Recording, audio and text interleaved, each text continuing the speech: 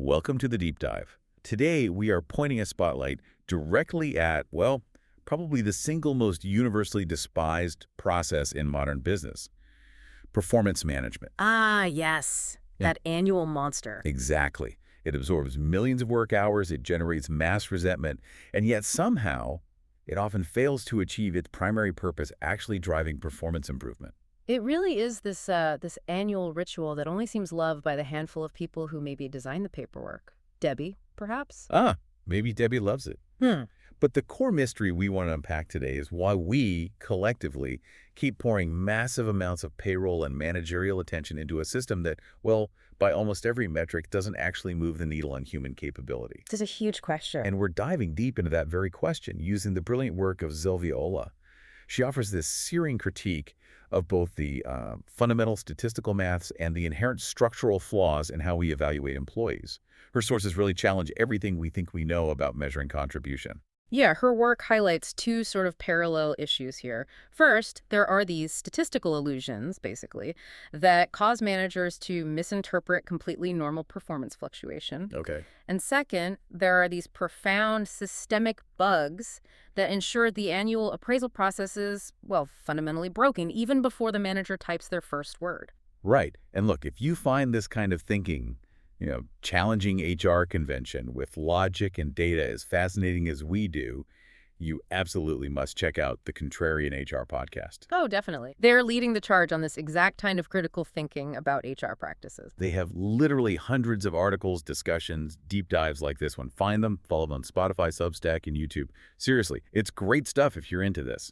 So our mission for you today is pretty clear. First, we need to arm you with the statistical knowledge specifically, this concept called regression to the mean, so you can avoid being fooled by just performance noise. Right, understanding the stats behind it. Exactly.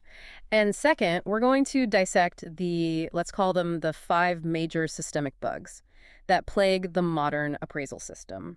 Understanding these helps you navigate them, maybe even helps you dismantle them from within. Okay, sounds like a plan. Let's unpack this by starting with the science then. Specifically, this concept that, honestly, should be mandatory training for anyone who manages people. Regression to the mean. Regression to the mean, or RTM. It's essentially a law of statistics. It states that any extreme measurement, whether that's a peak high or a trough low, will naturally be followed by a measurement closer to the average. Okay, the average. Yeah, every individual has a kind of true average performance, let's call it that. And your actual day-to-day performance, it always varies. It fluctuates around that average. So the crucial takeaway isn't really that you're performing at your absolute peak or even at your worst low point. It's more that those peaks and valleys, they just contribute to your true average over time. That's it. We should be evaluating that average true performance, but often the systems and the managers using them, they fixate on the most recent, most memorable extreme. The big win or the big mistake? Because performance naturally involves these peaks and valleys. Like a salesperson might have one phenomenal record-breaking revenue day. Right, but that's rarely sustainable, is it? Almost never. The next day, maybe the next week, they regress back toward their mean. And this isn't personal failure, it's just, well, statistics, like gravity. And the statistical gravity, it leads directly to this massive managerial confusion that Ola calls the feedback fallacy. Let's walk through that classic scenario, the one that probably plays out in offices everywhere every single week. Okay, so a manager sees genuinely outstanding performance from someone, a huge win. The manager naturally praises the employee enthusiastically. Great job. Makes sense. But then the very next day, the employee's output takes a downturn. It settles closer to their normal level, and the manager thinks, maybe I shouldn't have praised them.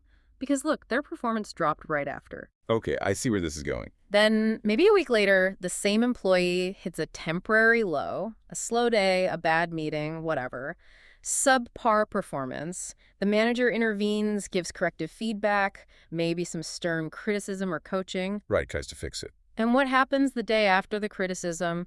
The employee improves. They naturally bounce back towards their average performance level.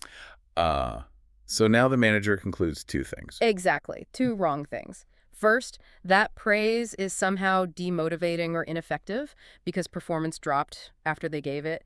And second, that criticism or intervention is highly effective because performance improved immediately after they gave that. Wow. So let me make sure I get this straight. The manager who probably spent like 15 minutes crafting that perfect, well-intentioned email praising the high performance. They feel effective when they criticize, but it's all an illusion. Pretty much. Their intervention, whether it was positive praise or negative criticism, likely did absolutely nothing to cause the subsequent change. It was just RTM. Precisely. RTM was the true cause. The person was performing at an unsustainable peak, and they naturally regressed. Later, they hit a temporary low, and they naturally bounced back towards their mean. The feedback was just incidental noise happening at the same time. RTM makes us consistently confuse correlation with causality. That's what's happening. You got it. And this is a devastating insight, really, because it means millions of managers might be basing their entire self-assessment and their future management strategies on a complete illusion. They're managing the noise, not the signal. They think they're influencing outcomes when they're just watching statistical waves. And what's fascinating is how this impacts what managers even notice.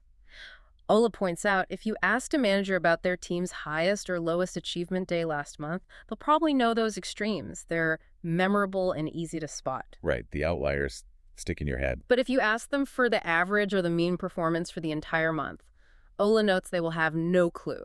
They just don't track the average. They track the memorable extremes. And this fixation on extremes, it leads to, well, managerial abuse of data, doesn't it? Like with training. Yeah, that's a great example. You train staff.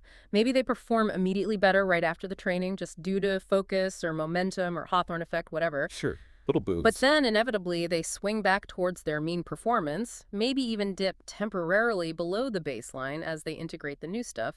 And what does the frustrated manager say? I have trained you. You demonstrated you can do it right after the course. What is the matter with you now? Exactly. But the matter isn't the employee. The matter is RTM.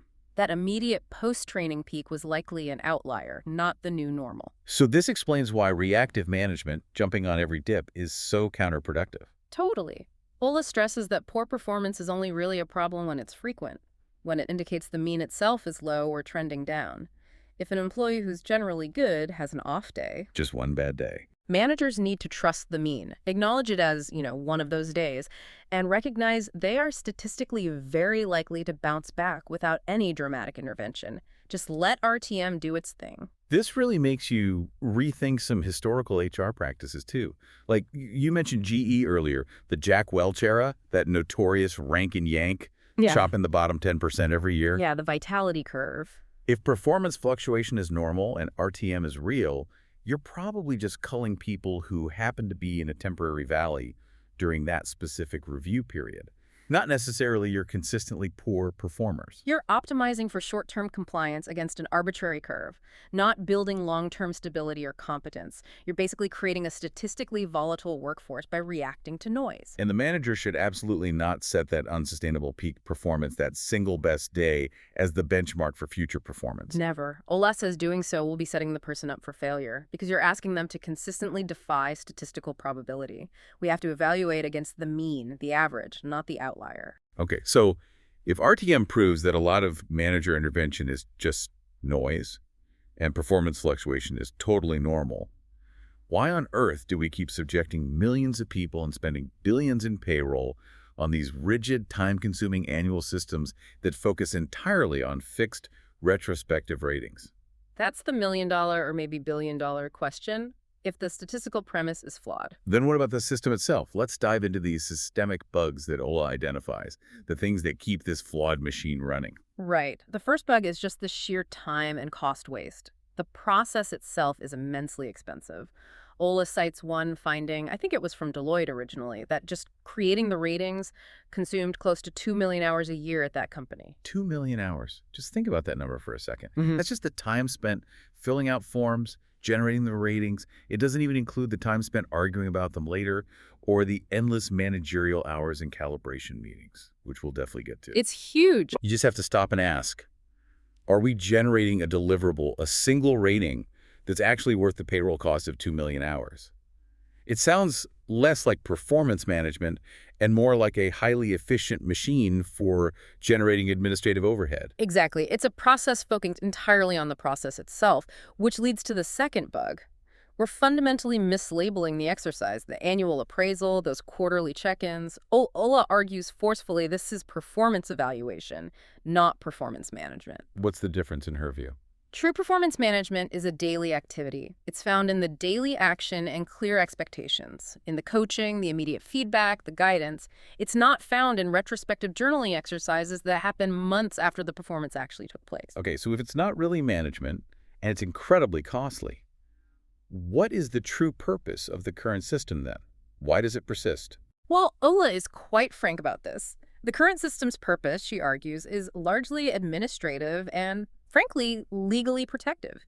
It's designed to collect opinion pieces from managers about their people and decide employees' future based on that. Opinion pieces. Wow. And crucially, it exists to determine bonuses or salary increases based on where someone lands against their KPIs or objectives. It provides almost zero insight into how an individual's performance was actually managed, developed, or coached throughout the year.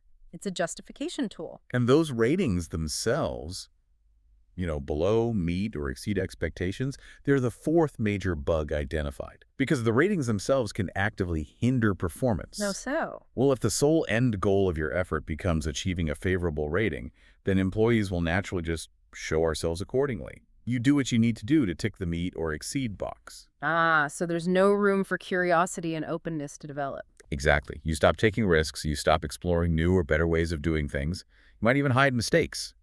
You just work to hit the metric that guarantees you meet the baseline required for the rating. It kills innovation and learning. Which brings us neatly to the fifth bug, and this is arguably the most infuriating one for many managers and employees. The calibration madness. Ah, yes. Enter Debbie. Right. This is where managers submit their data, which, remember, we now know is likely biased bad data because they've probably mistaken RTM effects for their own brilliant interventions. Okay, bad data going in. Then Debbie, or someone like her in HR, takes all this subjective, flawed data and calibrates it. They try to force-fit it to a predetermined distribution curve, a bell curve usually. So if the submitted ratings don't magically fit Debbie's bell curve, maybe she needs exactly 10% and exceeds, but the managers collectively submitted 15%. Then she asks the managers to go back and review their appraisals accordingly, to basically change ratings not based on performance, but to fit the curve. They're putting people into specific statistical boxes, say boxes 9 through 12 on some grid, to decide who gets promoted, maybe like Stephen from finance? The entire final output becomes an exercise in data fitting and negotiation, completely detached from the reality of individual performance or even the manager's original, though flawed, assessment. It's manufactured objectivity. And we can't forget the final bug Ola flags, the anti-teamwork bug. This whole process is inherently, fundamentally very individual focused. Which is a massive problem because for most modern complex jobs, think software development teams, marketing campaign groups, logistics operations, it is simply impossible to specifically isolate and accurately measure one individual's unique contribution to the team's overall KPIs or goals. That's a really staggering thought when you pause on it. If you, listening right now, cannot clearly point to and measure your specific individual contribution to your team's main goals, separate from everyone else, which is true for most knowledge work, then how on earth did you bloody get a quantifiable rating like meet expectations or exceeds? How was that number calculated if your contribution itself isn't calculable? That single question just exposes the fragility of the whole system's foundation, doesn't it? It relies almost entirely on a managerial guess, dressed up as data. So when the inputs are based on biased recollection because of RTM, and the outputs are then warped by arbitrary calibration to fit an unrelated curve, the whole idea of objective performance management just collapses. It's a very costly, time-consuming delusion. But critique isn't enough, right?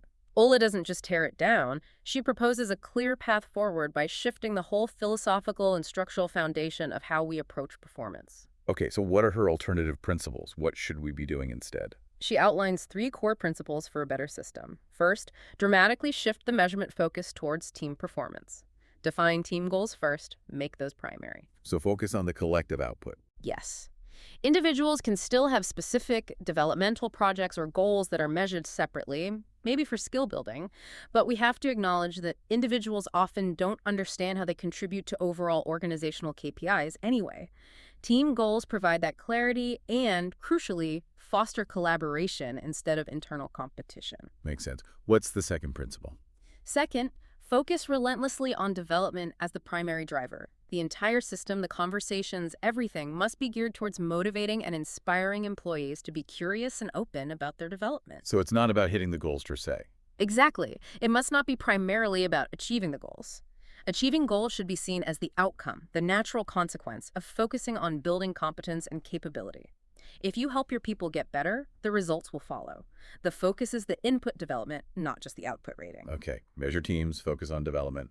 And the third? And finally, number 3 is critical. It must be process light.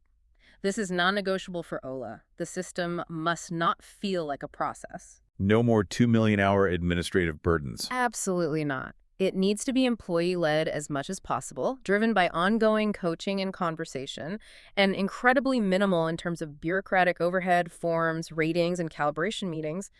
If your system feels heavy, it's already failed the process light test. That makes perfect sense. Yeah. And, if the real purpose is development-like, maybe 90% of the conversation is focused on growth and learning, and only 10% on measuring that growth or the outcomes, Yeah. then maybe we should just change the name immediately to reflect that shift. Why are we still calling it performance management or appraisal? Why not call it the performance development system? I like that. Performance development system. That simple shift in terminology could do a lot to reorient the entire focus, moving it away from annual judgment and squarely towards future potential and continuous growth. Exactly. And understanding these bugs, both the statistical ones like RTM and the systemic ones of the process, it's really critical for you, the listener. Yeah, why is this knowledge practical? Well, even if your company forces you to use the same old, rigid annual process next quarter, just knowing that performance fluctuation is normal, knowing that RTM is always at play, it allows you to navigate that system more rationally, maybe more calmly. Right. You're no longer confused or beating yourself up when your best performance day is followed by a perfectly mediocre one. You understand the statistical truth behind it.